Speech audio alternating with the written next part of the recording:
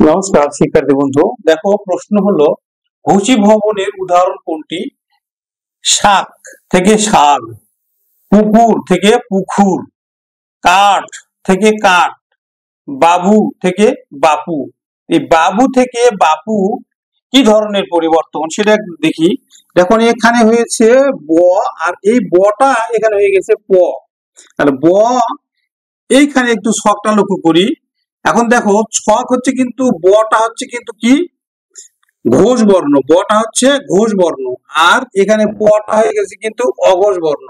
তাহলে এই বটা যখন প অর্থাৎ বটা হচ্ছে ঘোষ বর্ণ আর পটা হলো অঘোষ বর্ণ।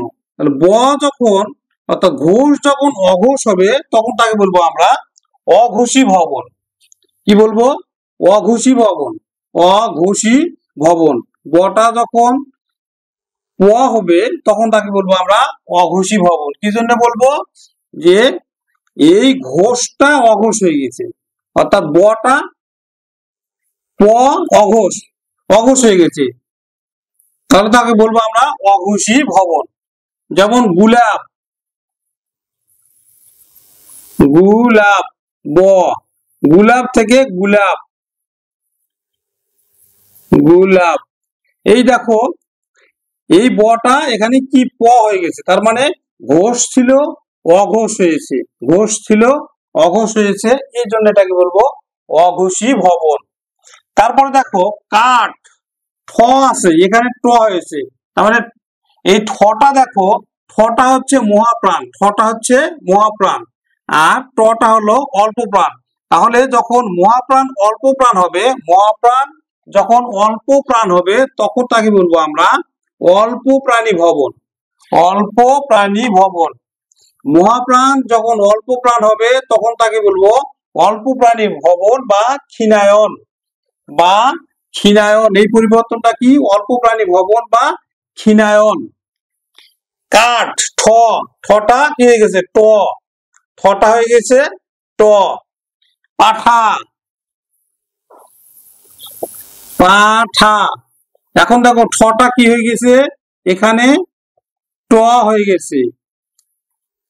পাঠা পাটা হয়ে গেছে, পাঠা পাটা হয়ে গেছে। এখন ঠটা ট হয়ে গেছে, ঠটা ট হয়ে গেছে। তার মানে এখানে মহাপ্রাণটা অল্প প্রাণ, মহাপ্রাণটা কি হয়ে গেছে? অল্প প্রাণ হয়ে গেছে, তখন তাকে বলবো আমরা অল্প প্রাণী ভবন বা ক্ষীণায়ন। দুটার আমরা পরিবর্তন দেখলাম। এখন দেখো 3 নাম্বার পুকুর, পুকুর থেকে পুকুর, পুকুর। এখানে দেখো এই কটা হচ্ছে কিন্তু অল্প প্রাণ, কটা কি অল্প প্রাণ, এই অল্প প্রাণটা কি হয়ে গেছে? মহাপ্রাণ হয়েছে, অল্প প্রাণটা মহাপ্রাণ। এই যে অল্প প্রাণ ক চ ট ত প, অল্প প্রাণ খ চ ঠ ত প মহাপ্রাণ। তাহলে ক হচ্ছে অল্প প্রাণ, খ হলো মহাপ্রাণ। তাহলে যখন অল্প প্রাণ মহাপ্রাণ হবে তখন তাকে বলবো আমরা মহাপ্রাণী ভবন। কি বলবো? মহাপ্রাণী ভবন বা পিনায়ন, মহাপ্রাণী ভবন বা পিনায়ন। কাঁঠাল, কাঁঠাল, কাঁঠাল। এই কাঁঠাল থেকে কাঁঠাল, কাঁঠাল থেকে কি হয়ে গেছে? কাঁঠাল থেকে কাঁঠাল, কাঁঠাল। এদের ট, টটা এখানে কি হয়ে গেছে? ঠ হয়ে গেছে, তার মানে অল্প প্রাণ মহাপ্রাণ হয়ে গেছে, অল্প প্রাণ মহাপ্রাণ হয়েছে, তখন তাকে বলবো আমরা মহাপ্রাণী ভবন বা পিনায়ন, মহাপ্রাণী ভবন বা পিনায়ন। তারপরে দেখো লাস্ট হচ্ছে এখানে ক, কটা গ হয়ে গেছে, তাহলে কটা হলো কি অঘোষ আর গটা হলো কি ঘোষ। তাহলে দেখো এই ক যখন অঘোষ যখন ঘোষ হয় তখন তাকে বলবো আমরা ঘোষী ভবন।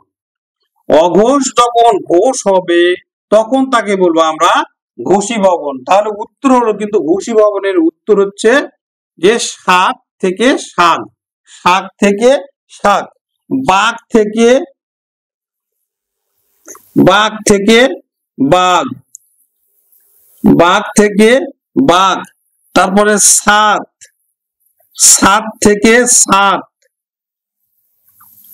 তার মানে কটা গ হয়ে গেছে, তটা এখানে দ হয়ে গেছে, তার মানে অঘোষ ঘোষ হয়েছে ঘোষী ভবন, অঘোষটা ঘোষ হয়েছে ঘোষী ভবন। নিশ্চয়ই বোঝা গেছে। নমস্কার।